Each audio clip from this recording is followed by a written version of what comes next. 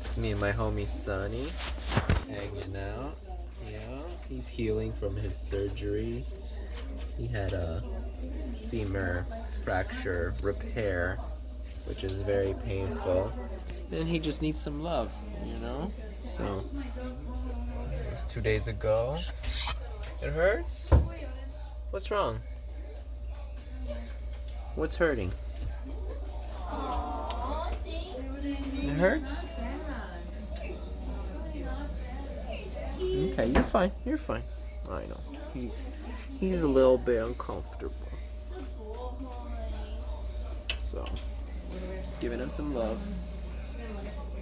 He likes hiding in the he likes hiding between the legs. He's so cute. Good boy, Sonny. We've been changing his bandages every day.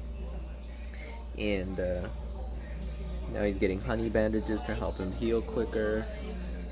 I just like to give him some extra love whenever we have a little downtime. Time to just take it easy and give our patients some love, you know? Yeah. Take off his cone, make him feel comfortable. Give him some love that he really needs.